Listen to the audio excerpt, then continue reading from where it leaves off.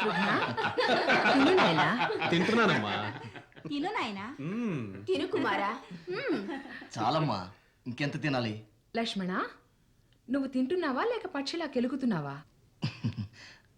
కౌసల్యక్క, మీకు రాముని పట్ల జాసే లేనట్టుంది. వాడు కాస్త కూడా తింటం లేదే. ఏం చేయను, వినడం లేదే. అమ్మా, తిను. మీరు తినిపించండి. సరే, నేనే తినిపిస్తాను. కొద్దిగా తిను. కొద్దిగా తిన్నాయినా. నీకిష్టమైన పాయసం చేశాను, తీసుకో. చాలమ్మా, ఇప్పటికే ఎక్కువైంది. ఆశ్రమానికి వెళ్ళేటప్పుడు నీవెంత పుష్టిగా ఉండేవాడివి. అవునమ్మా, నిజంగానే రాముడు చాలా చిక్కిపోయాడు. ఇంతకీ మీరేం చేస్తున్నారు? వీళ్ళు చిట్టి చిట్టి చిందులు వేసే చిన్నపిల్లలు కారు. అవునవును, మాకు తెలుసు. దిష్టి పెట్టకండి మా బిడ్డలకు. చూడండి మహారాజా, ఈ తల్లి బిడ్డల మధ్య కల్పించుకోవడానికి మీకే అధికారము లేదు. తమరు మౌనంగా భోజనం చేయండి.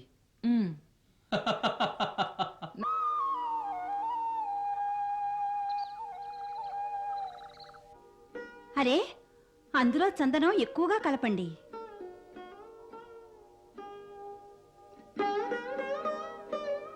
ఎంత చందనమమ్మా?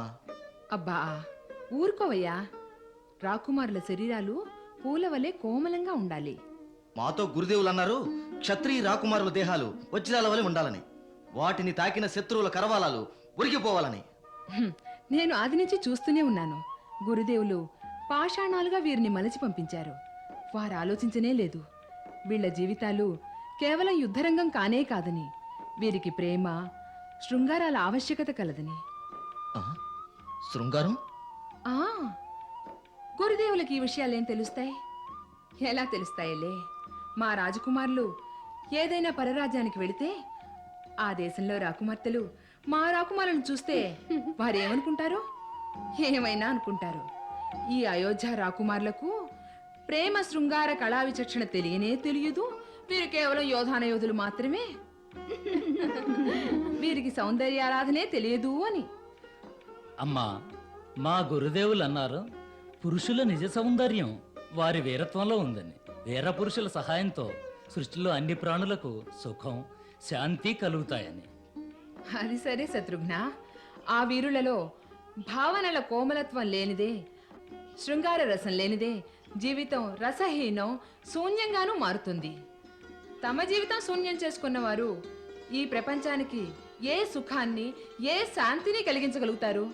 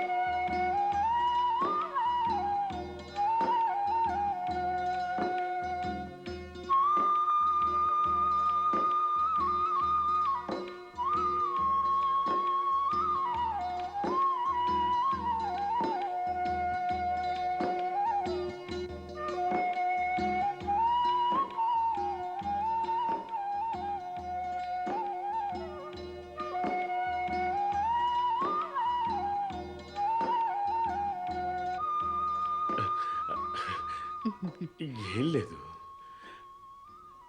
రాముణ్ణి చూడాలని వచ్చాను. తనని చూడనిదే నాకు నిద్ర రాదు. లేపమంటారా? వద్దొద్దు,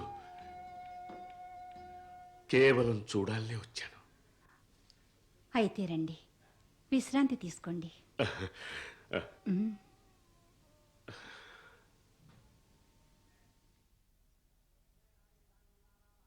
ఇంద్రాయ పుత్రిణ ఇదం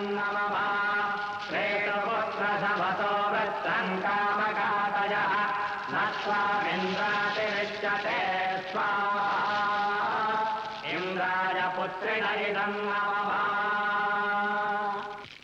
ఇంద్రాయ పుత్రిణ ఇదం నమః. శ్రేతపుత్ర సమతో వృత్తం కామకాతయః నత్వామింద్రాతిరిచ్యతే స్వాహా. ఇంద్రాయ పుత్రిణ ఇదం నమః. ఇంద్రాయ పుత్రిణ ఇదం निदन्नमम श्रेष्ठपुत्र शवतो वृत्रं कामकातज नत्वामिन्द्रातिरिच्यते स्वाहा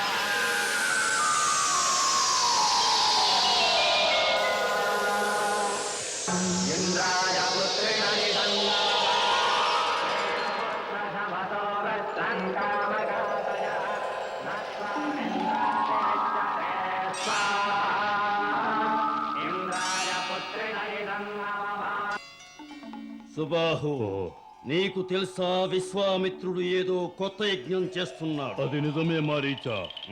ఈ యజ్ఞాన్ని వీళ్ళు పూర్తి చేస్తే వీళ్లకు దైవ శక్తులు ప్రాప్తిస్తాయి. అందుకే యజ్ఞాన్ని సర్వనాశనం చేయాలి. ఇది మన మహారాజులు రావణుని ఆజ్ఞ. వారన్నారు ఈ ఋషిమునులే ఆర్యులకు అన్నింటినీ మించిన శక్తి అని. ఈ మునుల యజ్ఞాల వల్ల మహత్తర వైజ్ఞానిక అనుసంధానాలున్నాయని, ఈ ఆర్యులకు కొత్త కొత్త శక్తులన్నీ ప్రాప్తిస్తాయని, వారికి కలిగిన ఆధ్యాత్మిక శక్తుల ఆధారంతో మన మాయాశక్తుల్ని మటుమాయం చేస్తారు. అప్పుడు వీరు మనోశక్తి ముందు మన తంత్రశక్తి పతనమవుతుంది. అంతే. ఇక కాని ఈ మునుల యజ్ఞాన్ని విధ్వంసం చేసేద్దాం. కానీ మరీ సమీపానికి వెళ్ళొద్దు. వారిలో మహాయోగ శక్తి ఉంటుంది. భస్మమైపోతాం.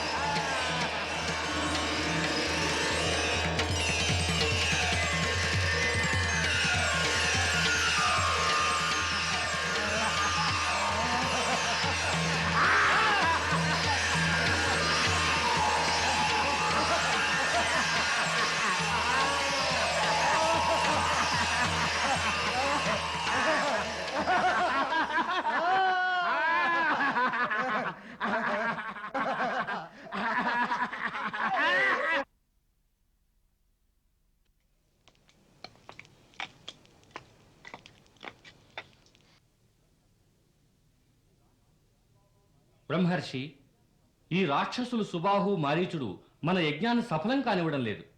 ప్రభు, తమరు వీరిని శపించి భస్మం చేయరాదా? మనం సాగించే యజ్ఞానుష్ఠానం అలాంటిది. దాని నియమానుసారంగా ఎవరిపైనా కోపించకూడదు. అందుకే నేను శపించకూడదని నీకు తెలుసు కదా. ఆగ్రహావేశం మదిలో కలిగితే ఆత్మ సంశుద్ధి భస్మం అవుతుంది. అయితే మునివరా, అసురుల అనాచారాలు ఇలా పెరగవలసిందేనా? ఇంకా ఇంకా మనం జన కళ్యాణార్థం ఏ ప్రయోగాలు, ఏ అనుష్ఠానాలు సాగించనే రాదా? నిరాశ చెందకండి. ఉపాయం మేము ఆలోచించాం. ఏమిటి మునివరా? మేం నేడే మహారాజు దశరథును సమీపిస్తాం. వారి సహకారాన్ని అర్థిస్తాం. న్యాయ ధర్మ విజ్ఞాన సాధనలు సాగించే వారినెల్లా రక్షణ చేయుట రాజుల ధర్మం. గురు ఆశ్రమం నుండి వచ్చిన పిదప అయోధ్యలో సకల ప్రజల దృష్టి నలుగురు రాకుమారులపైనే ఉంది. ప్రస్తుత పరిస్థితిలో రాకుమారుల అభిరుచులకు తగ్గట్టు బాధ్యతలను వారికి అప్పగించుట న్యాయం. నలుగురు రాకుమారులు గురుదేవుని శిష్యులే. ఎవరి అభిరుచి ఎందులో ఉన్నది గురుదేవులకు మనకంటే ఎక్కువ తెలుస్తుంది. వారి యోగ్యతానుసారంగా కార్యభారం నిర్ణయిస్తాను. జయం మహారాజా జయం. మహర్షి విశ్వామిత్రుడు విజయం చేస్తున్నారు. మహర్షి విశ్వామిత్రుల ఆచార్య, ప్రత్యేక విశేష ప్రయోజనం లేక తపోవనం విడిచి విశ్వామిత్రులు రారు. అమరజ్ఞాన విజ్ఞాన గుణసంపన్నులు అతిథి రూపాన వస్తే రారాజులు ఎదురు వెళ్ళి అభివందనం చేసి తీరాలి. లే రాజా.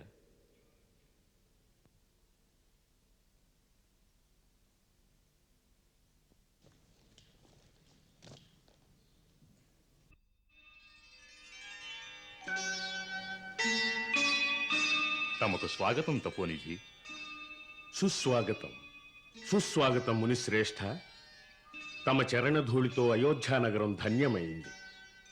దయచేయండి స్వామి, నా మందిరం పావనం చెయ్యండి. దయచేయండి.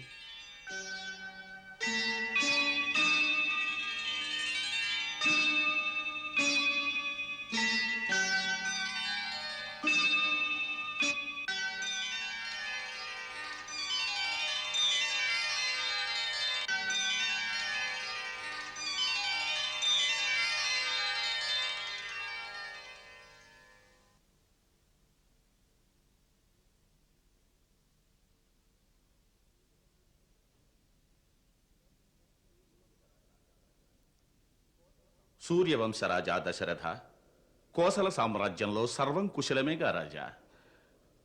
ఎచట తమ వంటి పుణ్యమూర్తుల చరణ కమలాలు తాకును, అచట ఎప్పుడూ మంగళాతి మంగళం కదా.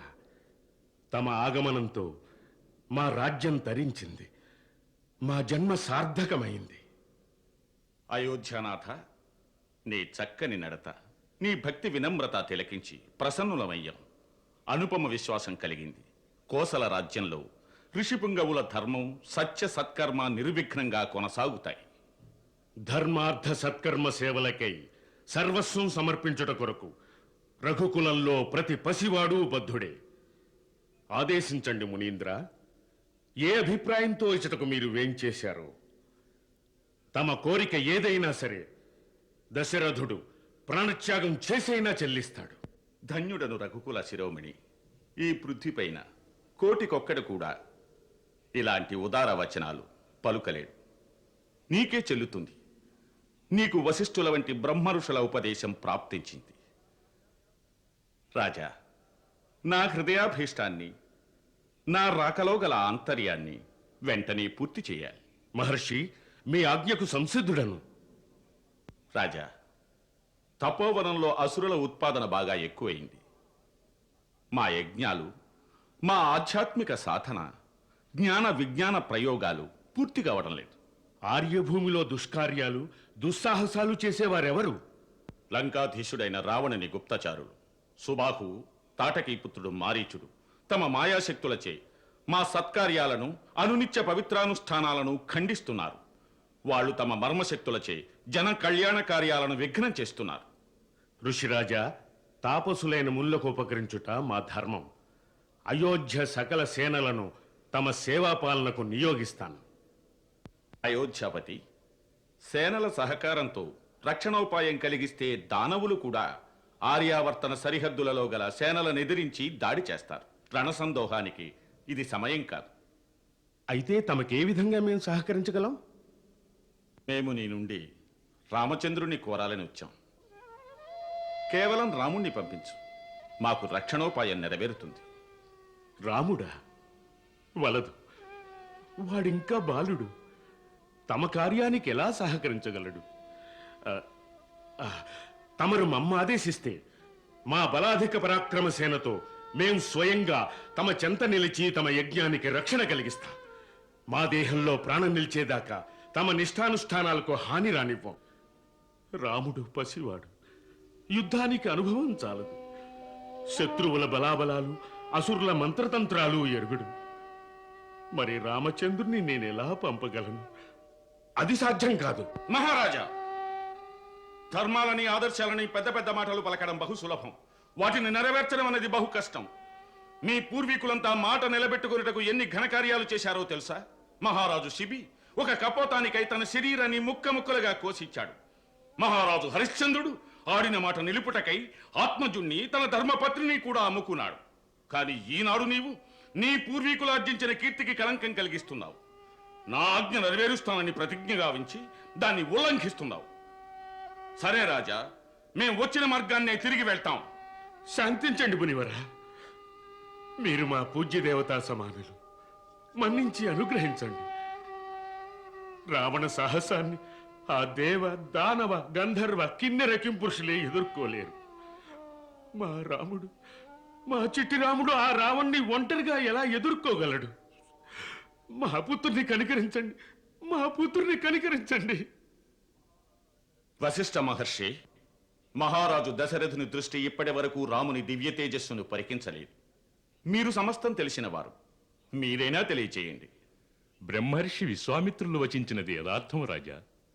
రాముడు యుగాలను ఇతిహాసాలను మార్చడానికి వచ్చాడు. తను స్వయం మంగళకారి, అమంగళహారి. సమయకాలాలు మారుతూ ఉంటాయి, యుగాలు మారుతుంటాయి. వశిష్ఠుడు విశ్వామిత్రుడు పురాణాలలో లిఖించబడే ఉంటారు. కానీ రామనామం ధర్మానికి సంస్కృతికి ప్రతిరూపంగా అమరంగా అవినాశనంగా నిలుస్తుంది. మహర్షి తమరు తెలియదు రాజా, నీకిప్పుడు తెలియదు. విశ్వామిత్రుడు నీ రామకుమారుణ్ణి కళ్యాణార్థమే తీసుకువెళ్లాలని వచ్చారు. అంతేకాదు, మహర్షి విశ్వామిత్రులే స్వయంగా సుబాహుని మారీచుని ఇతరులను నాశనం చేయగల సమర్థులైనా ప్రేమతో ఆ గౌరవాన్ని రామునికి అందిస్తున్నారు. రాజా, శంఖమదిని వీడు, రాముని వీరి చరణ సన్నిధిని సమర్పించు రాజా. దీని వలన జగత్ కళ్యాణం జరుగుతుంది. తపోనిధి, ఇది జగత్ కళ్యాణ కారణమైతే మా గురుదేవుల ఆజ్ఞను శిరసావహిస్తాను. సుమంత్ర, మహారాజా, రాముని ప్రయాణానికి సిద్ధం చేయి. ఆజ్ఞ.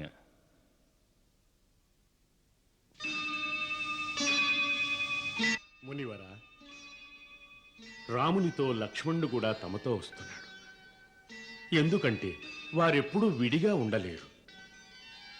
రాముడు, లక్ష్మణుడు నా ఇరునయనాలు, పంచప్రాణాలు.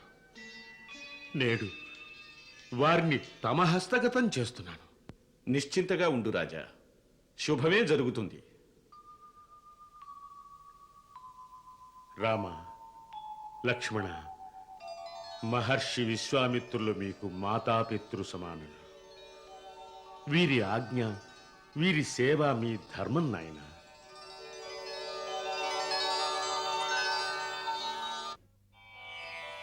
వీర పురుషులేగే వినయముగా విపినములకే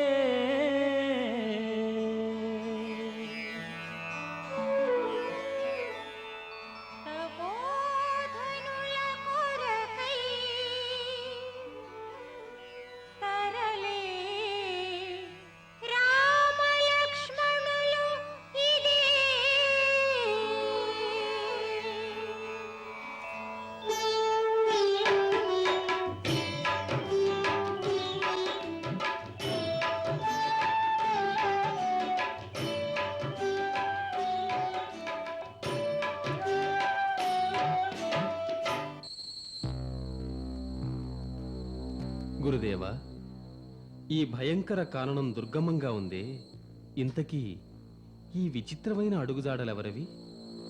ఈ పాదచిహ్నాలు రాక్షసి తాటకవి. తాటక? అవును, 6 యోజనాల ఈ గహన ప్రాంతం తాటకి అధీనంలో ఉంది. ఈ అరణ్యం నుండి ఎలాంటి ప్రాణి సజీవంగా బయటపడలేదు. ఒకనాడు ఈ స్థలం బహుజన సమృద్ధిగా ఉండేది. ఇదే చోట అందమైన 2 సుందర నగరాలుండేవి.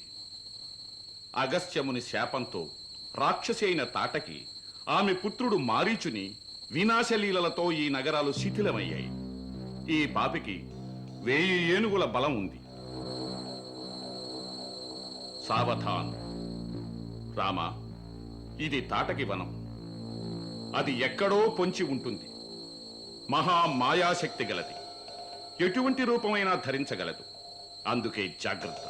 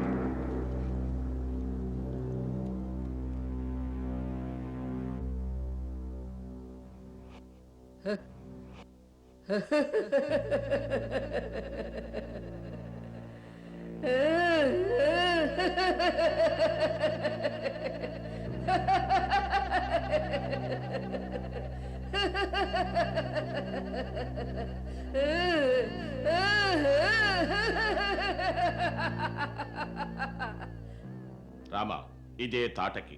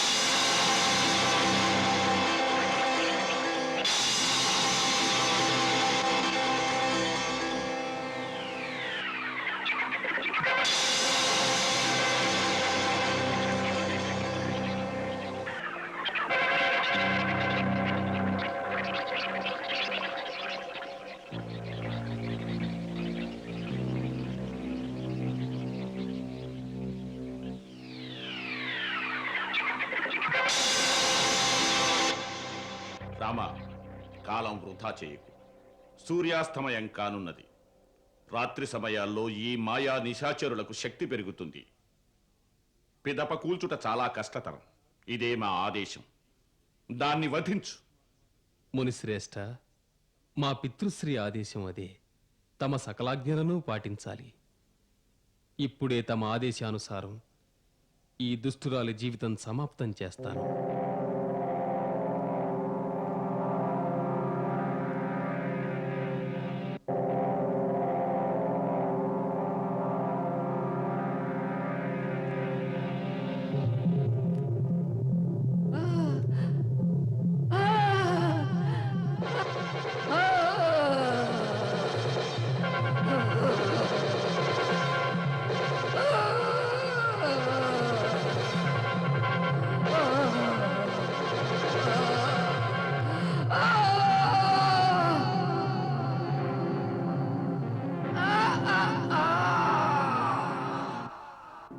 ధన్యుడవు రామ, నీకు జయోస్తు. త్రిలోకాలలోనూ నీవు కాక ఎవరూ తాటకిని చంపగలిగేవారు లేరు. ఇప్పుడు మాకు విశ్వాసం కలిగింది. నీవు లోక కళ్యాణ నిమిత్తంగా ఈ ధరిత్రిపై అవతరించావని. అందుచే మేము నీ ఎడల ప్రసన్నులమై నీకు కొన్ని దివ్యాస్త్రాలు బహూకరిస్తాం. అవి త్రిలోకాలలోనూ మా వద్ద కాక ఇంకెవరి వద్దనూ లేవు. తమ అనుగ్రహ కృపాకటాక్షాలకు పాత్రుడనైన ఈ దాసుని గౌరవం పెంచారు మునివర్య. మాకు తెలుసు రామా. వశిష్ఠ మునులు పూర్తిగా శస్త్రవిద్యలో శిక్షణ ఇచ్చి నిన్ను రణకౌశలంలో పారంగతుణ్ణి చేశారు. కానీ మేము నీకు ఈనాడు ప్రదానం చేసే శక్తి ఆ దేవతలకు కూడా దుర్లభమైంది. అనేక లౌకిక పారలౌకిక జ్ఞాన విజ్ఞాన శోధనల ద్వారా ఆధ్యాత్మిక శక్తితో మేము హస్తగతం చేశాం. ఆ దివ్యాస్త్రాలు ఈ సృష్టిలో ఈనాడు మా వద్ద కాక ఎక్కడా దొరకవు. గత యుగం నుండి మేం వీటినందుకునే పాత్రునికై వెతుకుతున్నాం. లోక కళ్యాణార్థానికై మా నిధిని సద్వినియోగం చేయుటకై మేము ఎదురు చూస్తూనే ఉన్నాం. ఇక భవిష్యత్తులో అరాచక శక్తుల నుండి ఆర్యావర్తనాన్ని రక్షించే బాధ్యత నీపైనుంది. అటువంటి సమయాన ఈ దివ్యాస్త్రాలు నీకు ఉపకరిస్తాయి.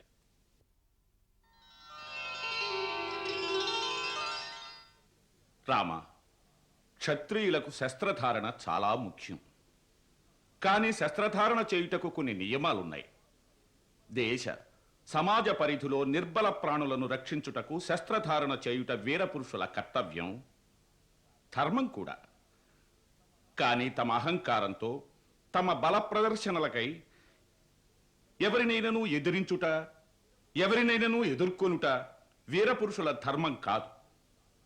మేం నీకు అలౌకిక విద్యను ప్రదానం చేస్తున్నాం. అందుకు గురుదక్షిణ ఒక్కటే. ఏ నిర్దోషులపైనా దానిని ఉపయోగించకూడదు. కానీ ఎక్కడ పాప, అత్యాచార, అన్యాయాలు సాగుతాయో అక్కడ పాపుల దురాగతాలను అంతం చేయుటకు అస్త్రాలను తప్పక ఉపయోగించు. రామ, ఇలా ప్రతిజ్ఞ చేసి ఇక మా దగ్గరున్న శక్తులను ఆత్మసాక్షిగా అందుకో.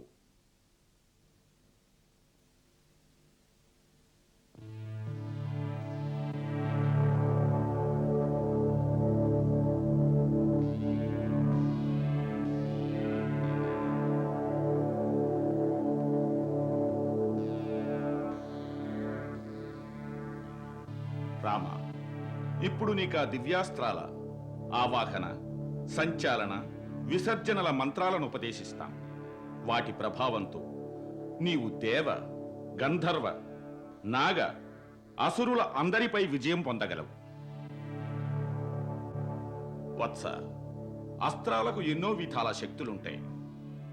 కొన్ని శక్తులు వైజ్ఞానిక సంధానంతో లభిస్తాయి. కొన్ని ఆధ్యాత్మిక సాధనతో దివ్యలోకాల నుండి ప్రాప్తిస్తాయి. కొన్ని శక్తులు పరమాణు శక్తి నుండి లభిస్తాయి. కొన్ని మనోశక్తితో కలుగుతాయి. కొన్ని మంత్రశక్తితో లభిస్తాయి. కానీ కొన్ని బాణాలు తన మూపురాన దివ్య శక్తులను ధరించి సాగుతాయి. ఇదే శివుని శూలవత్ నామకాస్త్రం.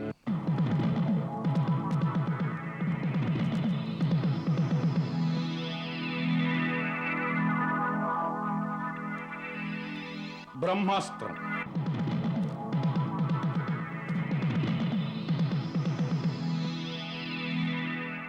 శ్రీ నారాయణుని అస్త్రం.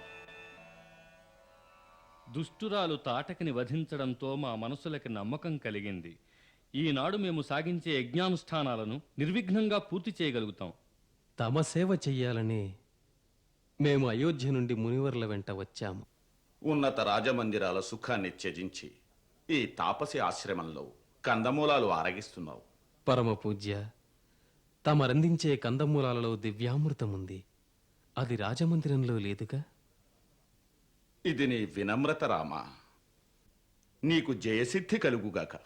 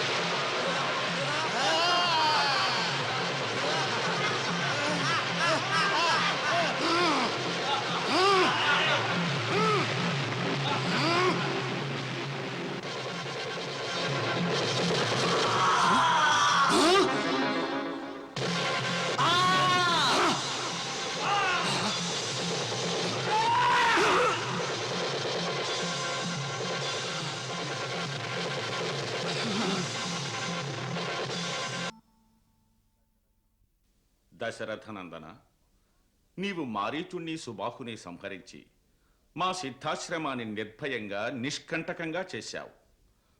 తాపస మునిజనుల పేరిట మేం మీ సోదరునిరువురిని అభినందిస్తున్నాం. గురువుల అభినందన కాదు, ఆశీర్వాదం కావాలి. గురుదేవా, మీరు ఉపదేశించిన జ్ఞాన దివ్యాస్త్రాలతోనే మేమా దుష్ట నిశాచరులను అంతం చేశాం. అది నీ సంస్కారం రామా. సర్వం సాధించిన కర్తగా అహంకారం నీలో కలుగలేదు. నీకు సదా జయోస్తు. మహామునీంద్రుల చరణాలకు సాదర ప్రణామం. కళ్యాణమస్తు. గురుదేవా, మిథిలేశ్వర మహారాజు జనకుల ప్రముఖ సామంతులు ఒక సందేశాన్ని అందించాలని తమ చెంతకి వచ్చారు. దర్శనానుమతి కోరుతున్నారు. ఆ మహానుభావుల్ని అతిథి నిలయాలకు తీసుకువెళ్ళండి. వారిని సత్కరించండి. వారి కొరకు మేమే అచటికి వస్తాం. మాకీనాడు మహదానందం కలిగింది. ఆ మహారాజు జనకులు తమ పుత్రి రాజకుమారి సీతకు స్వయంవరం ఏర్పాటు చేశారు. ధన్యవాదం. తమ ఆశీర్వాదం వలన శుభకార్యం నిర్విఘ్నంగా కొనసాగాలి. అందుకే మహారాజుల అతి ప్రత్యేక ప్రార్థనలు అందించాలని ఈ దాసుడు ఏతించాడు. మేం విదేహరాజు జనకుల ఆహ్వానం పరికించి ప్రసన్నులమయ్యాం. మహారాజుకు మా ఆశీర్వాదం. వారికి ఎరిగించండి అతడకు మేము వస్తామని.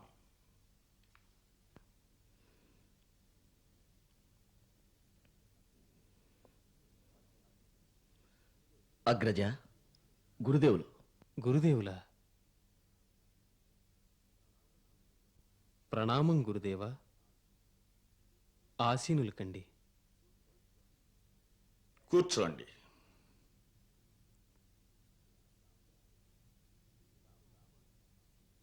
రామ, మేము నీతో ఒక మాట చెప్పాలని వచ్చాం. గురుదేవా, తమకెందులకీ శ్రమ?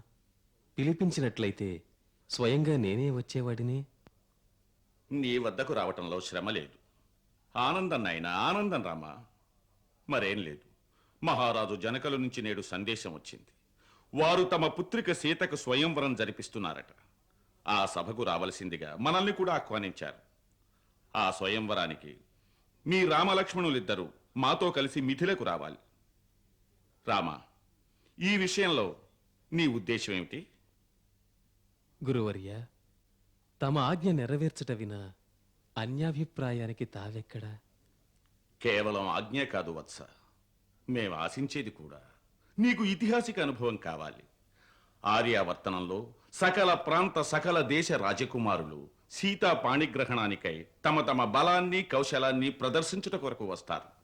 మునివరా, స్వయంవరం అంటే నాకు తెలిసింది రాకుమారి ఎవరిని వరిస్తే వారి కంఠాన వరమాల వేస్తుంది. మరిందులో బలకౌశల ప్రదర్శనకు ఆవశ్యకత ఏమున్నది? ఎందుకంటే ఆ మహారాజు జనకుడు జానకి వివాహానికి ఒక కఠిన నియమం విధించారు. నియమమా? అవును రఘునందన. ఎన్నో కారణాలుగా ఈ స్వయంవరం బహు అద్భుతంగా జరుగుతుంది. మొదటి కారణం ఏమిటంటే ఈ సీతాకుమారి ఒక అపురూప కన్య. ఇక రెండవ కారణం ఏమిటంటే ఆ మహారాజు జనకుని వద్ద భగవాన్ శివుని యొక్క అలౌకిక ధనుస్సుంది. దాన్ని అది శివుడు దేవతలకిచ్చాడు. ఆ దేవతలు దానిని జనకుని పూర్వీకుడు మహారాజు దేవరాజుకి బహుమతి రూపంగా ఇచ్చారు. సీతనొక దైవకన్యగా భావించి మహారాజు జనకుడు ఒక నిర్ణయం తీసుకున్నాడు. సీతా వివాహం ఒక సాధారణ మానవునితో జరగకూడదని ఒక నియమంగా విధించాడు. ఏ శూరవీరుడు ఆ పవిత్ర శివధనస్సును ఎత్తి ఎక్కుపెట్టగలుగుతాడో అతనితోనే సీతా వివాహం జరగాలని. ఆ అపూర్వ దృశ్యాన్ని తిలకించేందుకే మీరు మాతో కలిసి మిథిలకు రావాలి. ఇది మా కోరిక. అది నా భాగ్యం. ప్రాతకాలాన్నే బయలుదేరాలి. ఆజ్ఞ గురుదేవా.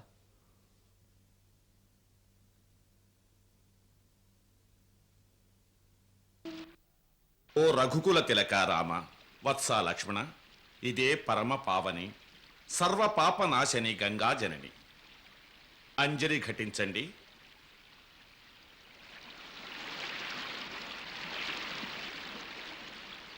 రామ, పవిత్ర గంగానదిని పూలతో పూజించు.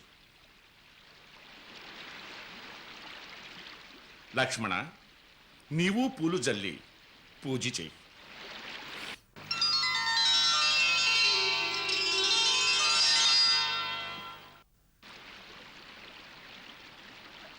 రామ, ఈ పవిత్ర గంగానది మీ పూర్వీకుల సాధన.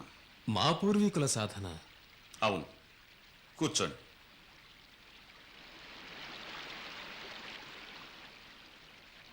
రామ, మీ ఉజ్వల వంశ చరిత్ర చెప్తాను. రామ, మీ ఉజ్వల వంశ చరిత్ర చెప్తాను. వత్స, మీ ఉన్నత ఇక్ష్వాకు వంశంలో ఒక ధర్మాత్ముడు సగర చక్రవర్తి.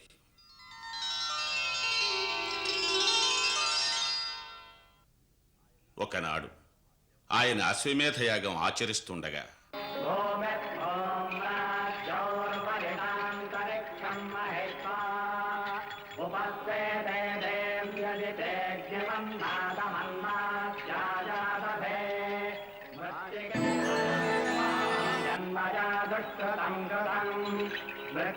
ఇంద్రుడు అతనిపై ఈర్ష్య చెంది సగర యజ్ఞాశ్వాన్ని అపహరించి పాతాళలోకానికి తీసుకువెళ్ళి అతట ఆ తురంగాన్ని కపిలముని ఆశ్రమంలో వదిలివేశాడు. సగరపుత్రులందరూ అశ్వాన్ని వెతుక్కుంటూ పాతాళలోకం చేరుకున్నారు. వారు కపిలముని ఆశ్రమంలో అశ్వాన్ని చూసి మహాత్ముడు కపిలమునిని అవమానించారు. అతడు జరిగిన దానికి కోపితుడై సగర కుమారులందరినీ శపించి భస్మం చేశాడు.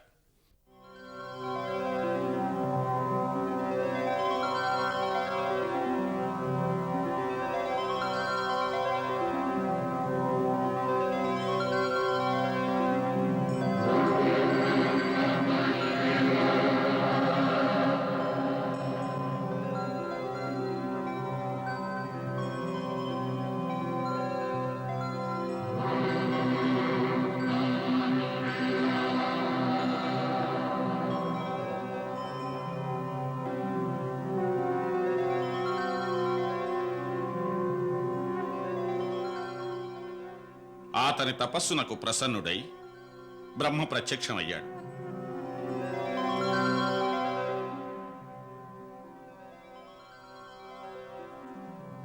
తన కోరికపై గంగానది ధరిత్రిపై వెలిసేలా భగీరథునకు వరదానం చేశాడు.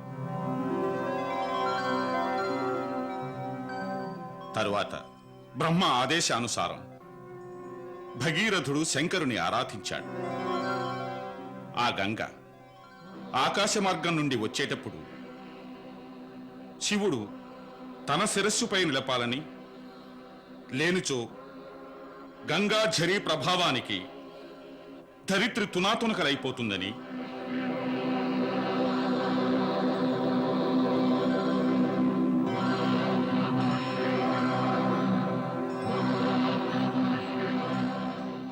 భగీరథుడు మరల ఘోర తపస్సు చేశాడు. అతనికి భగవాన్ శివుడు ప్రత్యక్షమయ్యాడు.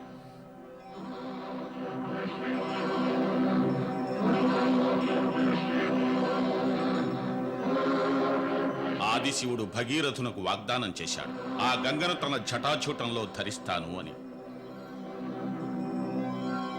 పిదప బ్రహ్మ ఆదేశానుసారం శ్రీవిష్ణు చరణాల నుండి జనించి గంగానది ఆకాశ మార్గాన ఇలపైకి అతి వేగంగా వచ్చింది.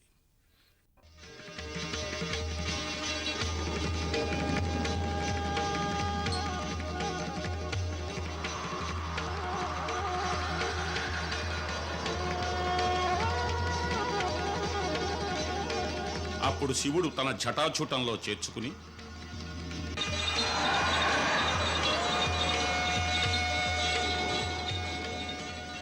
ధరిత్రిపై ప్రవహింపచేశాడు. దానితో భగీరథుని మనోరథం సఫలమైంది. ఈ ధరిత్రి నుండి పాతాళం వరకు జనకళ్యాణం జరిగింది. గంగ తన ధారలతో త్రిలోకాలను పవిత్రం చేస్తుంది. అందుచే గంగను త్రిపథగామిని అని అంటారు. మహారాజు భగీరథుడు గంగను భూలోకానికి తెచ్చాడు కనుక భూలోకవాసులు భాగీరథి అని కూడా అంటారు. రామ, ఈ పరమ పవిత్ర గంగ యావచ్చంద్ర దివాకరు సూర్యచంద్రులు ఉన్నంత వరకు లోక ప్రాణులకు కళ్యాణం కలిగిస్తుంది. క్రమంగా తరువాత యుగాలలో దేవతల యొక్క ఘనత మీద లోకులకు గౌరవం తగ్గిపోయింది. మరి గంగ గౌరవం ఎప్పటికీ తగ్గలేదు. సదా కవులు గంగ సుగుణాలను కీర్తిస్తారు. ఏ దేశంలో గంగ ప్రవహిస్తుందో అతట సదా సస్యశ్యామలం. గంగానది పవిత్ర జలం జననం నుండి మరణం వరకు మానవులకు ఉపయోగపడుతుంది. ఇలా అనంత కాలాల వరకు లోకులు గంగామాతను మాతృమూర్తి కంటే అధికంగా గౌరవించి సదా పూజిస్తారు. ఈ లోకంలోని సకల నదీ నదాలలో సర్వప్రధానం ఈ గంగా నామం.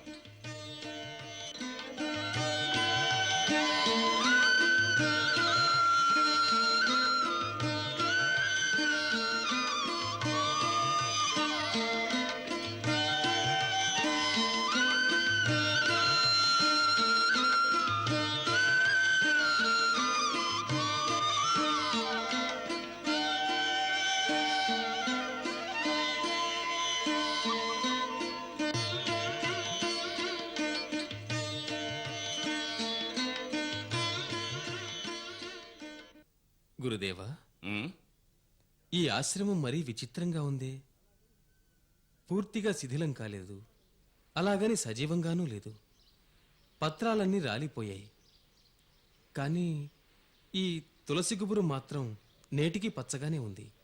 ఈ రహస్యం ఏమిటి గురుదేవా? సత్యం వచించావు రామ. ఇది బహు విచిత్ర స్థానం. ఇచట గౌతముని శాపం వల్ల అంతా శిథిలమైంది. కానీ ఒక తులసి గుబురు ఇంతవరకు సజీవంగా ఉందంటే అదే ఒక స్త్రీ ఆత్మ ఇచట నివసిస్తున్నది. ఒక స్త్రీ ఆత్మ?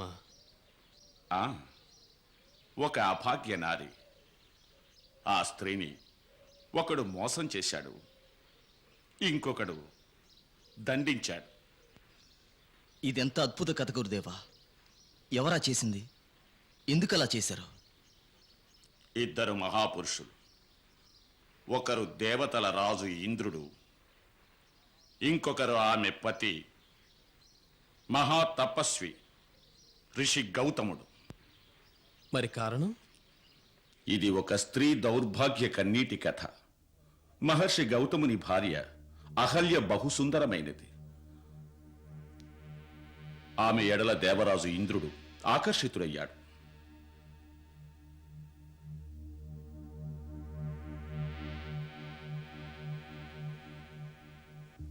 ఒకనాడు మహర్షి గౌతముడు వేకువనే స్నానార్థం నదీ తీరానికి వెళ్ళగా ఇంద్రుడు ఆ దృశ్యాన్ని చూశాడు. అవకాశాన్ని ఉపయోగించుకున్నాడు. గౌతముని రూపంలో సాక్షాత్కరించాడు. గౌతమ రూపాన్ని పొందాక అహల్యతో సంగమమాసించి చడి చెయ్యకుండా మెల్లమెల్లగా అహల్యా కుటీరం వంక నడక సాగించాడు. పొంచి పొంచి అతడు అహల్యా కుటీరంలో ప్రవేశించాడు.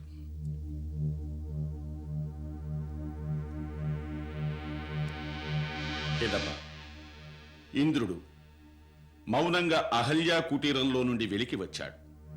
అదే సమయంలో గౌతముడు స్నానాదులు ముగించుకుని తిరిగి వచ్చాడు. అతడు తన రూపంలో ఉన్న ఇంకొక పురుషుడు తన కుటీరంలోంచి రావడం చూశాడు. అర్థం చేసుకున్నాడు అది ఇంద్రుని కపట నాటకమని. కోపోద్రిక్తుడై ఆగ్రహంతో దూషించాడు, ఇంద్రుని శపించాడు. అహల్య కుటీరంలో నుండి వెలికి వచ్చింది. నిజం తెలుసుకుంది, తాను మోసపోయాను అని. ఆమె రోదిస్తూ పతి చరణాలపై వాలిపోయింది. కానీ క్రోధంతో గౌతమ ముని ఆవేశపరుడై పత్నిని కూడా శపించాడు. ఆ క్షణం నుండి పాషాణంగా మారిపోయింది. అప్పటి నుండి ఆ శాపగ్రస్తురాలు పాషాణ రూపంలోనే దారిన సాగే వారిని ఎదురు చూస్తోంది. ఎవరి రాక కోసం గురుదేవా? తనని ఉద్ధరించే వాడి కొరకే. రామ, ఇతరులపై నింద వేసి దండించడం చాలా మందికి తెలుసు. కానీ ఒక్క పతిత పావనుడే దిగజారిపోయిన దీనులను లేవదీయగల విశాల హృదయుడు అట్టి మహాపురుషుని చరణాలు సోకితే సకల పాపాలు నశించిపోతాయి. అందుకే ఈ శిలను నీ పవిత్ర చరణాలతో స్పర్శించి ఒక అభాగిని ఉద్ధరించు రామా.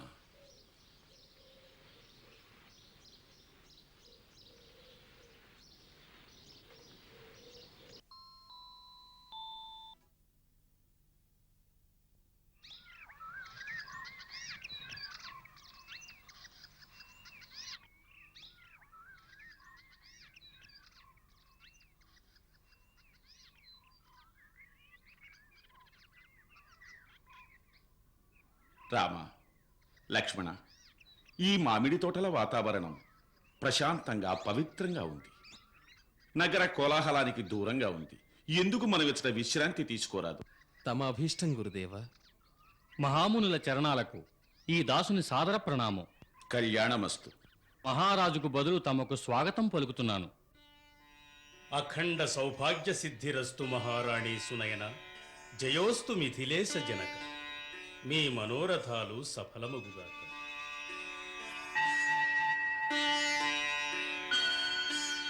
గురుదేవా, తమ కృపాకటాక్షాలే ఈ రాజ్యానికి మంగళకారణాలు. రాకుమారి సీత ఇంకా రాలేదేమిటి? వస్తుంది.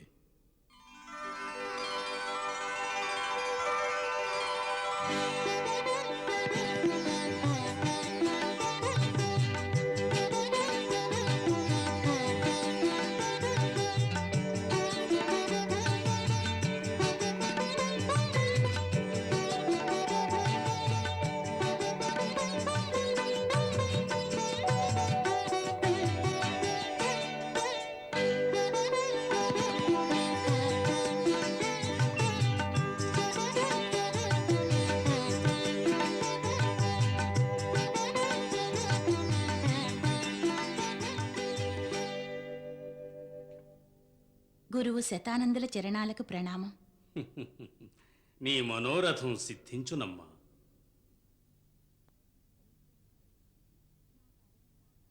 క్షమించండి తండ్రి, నా కారణంగా మీరు నిరీక్షించవలసి వచ్చినది. అమ్మా, నేడు శివధనస్సును స్వయంవర సభకు చేర్చవలసి ఉంది. అందుచే దానిని పూజించి భగవంతుని ఆశీర్వాదం వేడుకో. సీత, బాల్యములో నీవు ఈ శివధనుస్సుని పూజించావమ్మా. నేడు నీ పూజలన్నీ ఫలించే కాలం వచ్చింది. నీ తండ్రిగారు నీ వివాహం కొరకై ఒక మహత్తర నియమం విధించారు. అది పూర్తి చేయడం ఒక సాధారణ పురుషునికి అసంభవం తల్లి. అందుకే నీకీ మాట చెప్తున్నాను. శంక మనస్సులో తొలగించు దేవి. ఎవరైతే మహారాజు జనకుల మనస్సులో ఈ అమూల్య నిర్ణయాన్ని ప్రేరేపించారో ఆ భగవంతుడే దాన్ని పరిపూర్తి చేస్తాడు. ఫలితాన్ని వారికే వదలండి. సందేహాన్ని, అవిశ్వాసాన్ని మదిలోకి రానీయరాదు. భగవంతుని ఎడల నమ్మకం ఉంచండి. అందరి మనోరథాలు నెరవేరతాయి. ఈ పవిత్రమైన ధనుస్సు కారణంగా ఎప్పుడూ ఎవరికీ అమంగళం కలుగదు. మహారాజా, పూజ చేయండి.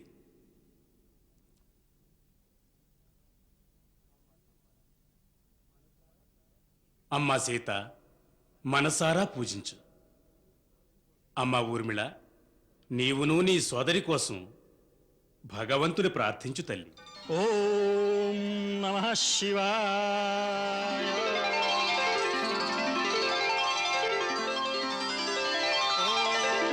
త్ర్యంబకం యజామహే సుగంధిం పుష్టివర్ధనం ఉర్వారుకమేవ బంధనాన మృత్యోర్ముక్ష్యమామృతాత్.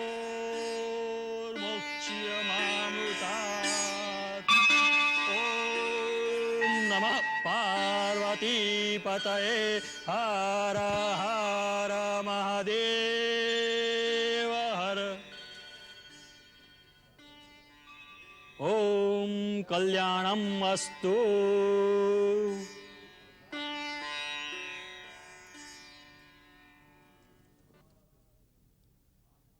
శ్రీ శ్రీ మహారాజులకు జయోస్తు. ఆటంకం కలిగించినందుకు క్షమించండి మహారాజా. తమరు ఆదేశించారుగా విశ్వామిత్ర మహర్షుల వారి ఆగమన వార్తను వెంటనే తెలియచేయాలని. మహర్షి విశ్వామిత్రులు వచ్చారా? అవును మహారాజా.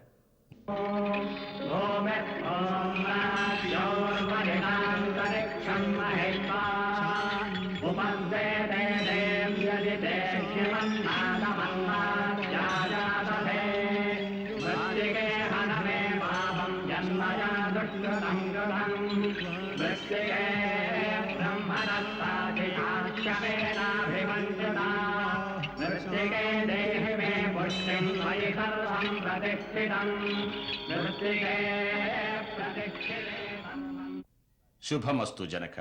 రాజా, ఆసీనులు కండి.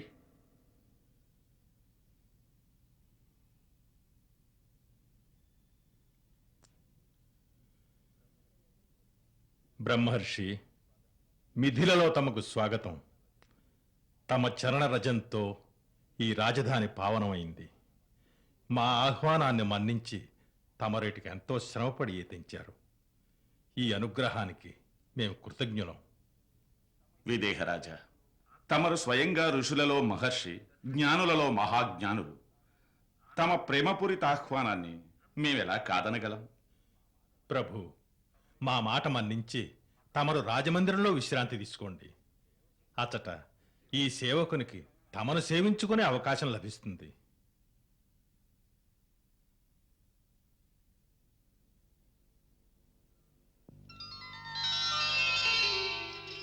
కళ్యాణమస్తు.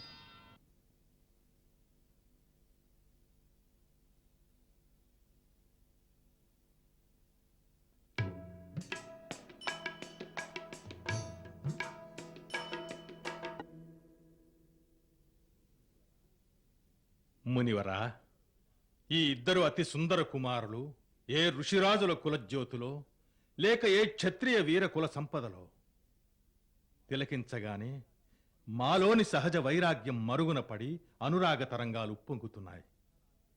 మా ఆత్మధ్యానానికి సంతసించి జగాల నేలే స్వయం పరబ్రహ్మే మానవ రూపంలో అవతరించాడనిపిస్తోంది. విదేహరాజా, మీ అంతరంగం ఎన్నడూ అసత్యం వచించదు. వీరి అపూర్వ ఆకర్షణ అలాంటిదే. సకల ప్రాణులను మోహింపచేస్తుంది. రాజా, అందరి మనసులో ఆకట్టుకునే ఈ అన్నదమ్ములు రఘుకులమణి మహారాజు దశరథుని సుపుత్రులు. రాముడు, లక్ష్మణుడు.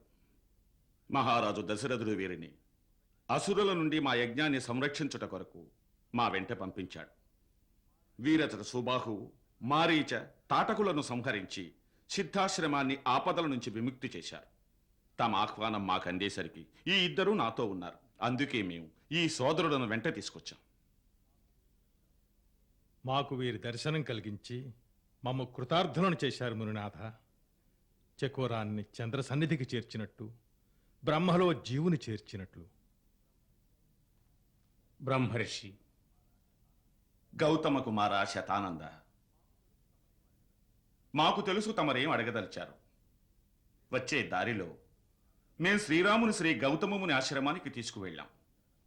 అతట శ్రీరాముని చరణ స్పర్శతో తమ మాత దేవి అహల్య శాప విముక్తురాలై ఆమె భర్తనెంతో మహదానందంగా చేరుకుంది. ఆనాడు పరశురాముడి తల్లి రేణుక తన భర్తను చేరుకున్న విధంగా. బ్రహ్మర్షి, మేము మీకు కృతజ్ఞులం. హే రామా, నీవు మా తల్లిని ఉద్ధరించావు. మా కుల కళంకాన్ని తుడిచివేశావు. అందుకు మా సహస్ర ప్రణామాలు.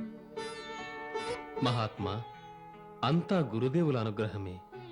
నేను నిమిత్త మాత్రుణ్ణి. మీరీ దాసునిపై కృపవహించి మా రాజమందిరానికి దయచేయండి. తమ అభీష్టం రాజా. రామ, లక్ష్మణ, నడవండి. మందిరం విశాలంగా సుందరంగా ఉంది. మీ సత్కారానికి సంతసించాం. రాజమందిర అతిథి నిలయంలో మునివర్యులకు సకల సౌకర్యాలు కలవు. సౌకర్యాలు మాకెందుకు? సర్వసంగ పరిత్యాగులం. మునివరా, తమ పవిత్ర చరణధూళి ఏ చోట సోకినా ఆ స్థలం తపోవనం అవుతుంది. మీ ఆగమనం వల్ల అయోధ్య రాజవంశీయులకు ఆతిథ్యం ఇచ్చే అదృష్టం మా మిథులకు లభించింది. ఇంతకు మించి మీ నుంచి మేము ఏం ఆశించగలం? మహారాజా, తమరు మా గురించి ఆలోచించవలదు, మిగిలిన అతిథుల గురించి చూసుకోండి. తమ ఆజ్ఞ.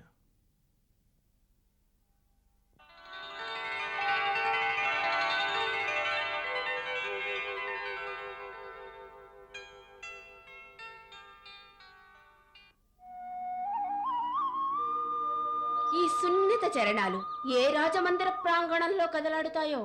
ఈ కుసుమ కోమల హస్తాలను మన నుండి ఎవరు విడదీసి తీసుకుని వెళ్ళిపోతారు? ఎవరికైనా వివాహం పూర్వజన్మ సుకృతం అని పెద్దలంటారు. ఎవరితో 7 జన్మల సాంగత్యం ఉంటుందో వారే తీసుకువెళతారు. మాకొక విషయం చక్కగా తెలుసు ఊర్మిళ. ఏమిటి మాండవి? అదే, ఎవరైతే ఈ శివధనుస్సును సంధించగలుగుతారో వారు పరమ వీరులు, మహాప్రతాపులై ఉంటారని. మిథులకెందరు రాకుమారులు వచ్చారో నేను వారందరినీ దర్శించే వచ్చాను. ఒకడు బలవంతుడైతే సుందరుడు కాడు, సుందరుడైతే బుద్ధిశాలి కాడు. ఏ ఒక్కరూ నా కంటి కానలేదు. ఎవ్వరూ సీతకు తగిన వారే లేరు. ఉన్నారు, ఒక్కరే ఉన్నారు. నేను వారిని స్వయంగా చూసి వస్తున్నాను. ఎవరిని చూసి వస్తున్నావు? సౌందర్యం, వీరత్వం కలిసి వెలిగే నిండుమూర్తిని. మరైతే అతడెవరు? అయోధ్య రాకుమారుడు శ్రీరాముడు. నేననుకుంటాను త్రిలోకాలలో గల సౌందర్యం, విష్ణుదేవుని వీరత్వం ఒకే పురుషునిలో సమకూరాయని. మరింతకు ఏ ఘన విశిష్టత అతనిలో చూశావమ్మా? ఎలా వర్ణించను, ఏమని వర్ణించను? వారి తమ్ముడు లక్ష్మణునితో సహా వారు ఎచట ప్రవేశించినా అచట జనులు అచేతనులై నిర్జీవ శిలలవలే నిలుచున్నారు. నేననుకుంటాను దేవలోకం నుండెవరో దేవతలు మిథిలా నగరానికి వచ్చారని. నిజం వచ్చిస్తున్నాను. రాకుమారి వారిని ఒకసారి చూస్తే మహారాజుల ప్రతిజ్ఞను మరచిపోతారు.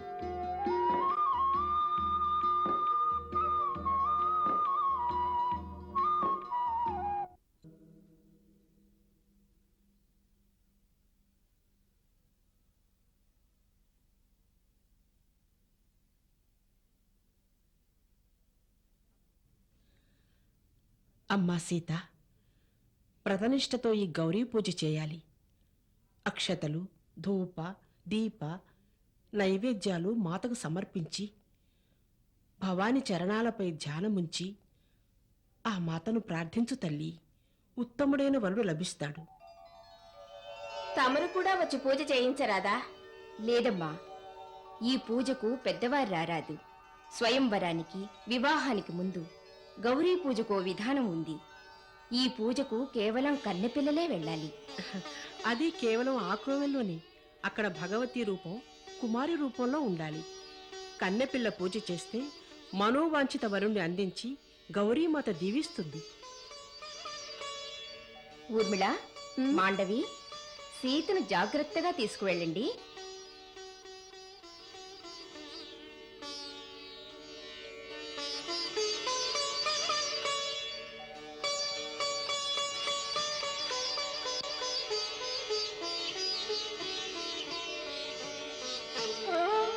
సర్వమంగళ మాంగళ్యే శివే సర్వార్థ సాధికే శరణ్యే త్రియంబకే గౌరీ నారాయణి నమోస్తుతే. ప్రణామం గురుదేవా. కళ్యాణమస్తు. గురుదేవా, తమ ఆజ్ఞానుసారం సకల సామగ్రి సిద్ధం చేశాను. అనుజ్ఞ ఇస్తే పూజార్థం పూలు తెస్తాను. సరే వత్స. ఇక్కడ రాజమందిరంలో గౌరీ మందిరం వద్ద పుష్పవాటిక ఉన్నది. అట నుండి పూలు తీసుకురా. తమ ఆజ్ఞ గురుదేవా.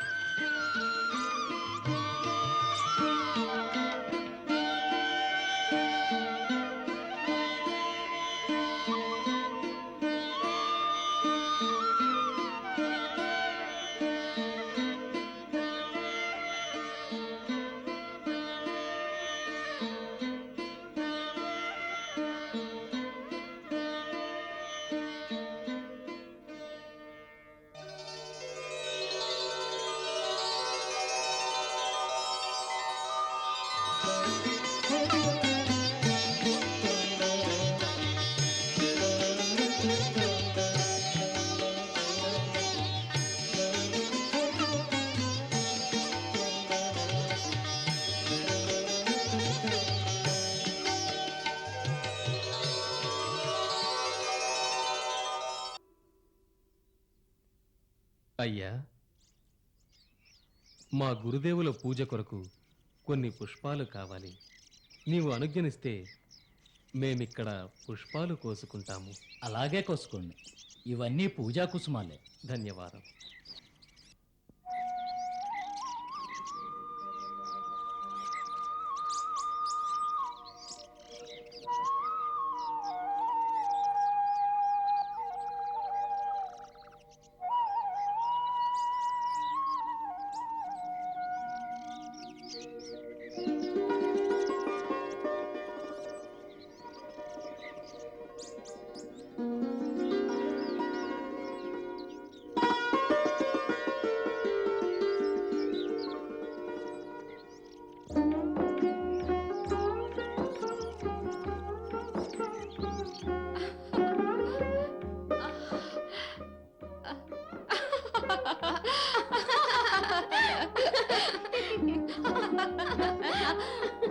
ఏమిటి వసంతలతలాగా వంగిపోతున్నావు?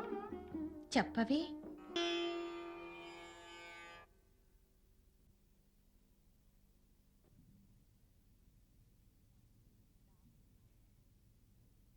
రా సీత, ఒక్కసారి చూద్దుగాని. అవును, రా చూద్దాం. అతడెవరో అతని రూపంతో సకల నగరవాసుల్ని ముగ్ధుల్ని చేశాడట. మరి వెళదామంటావా?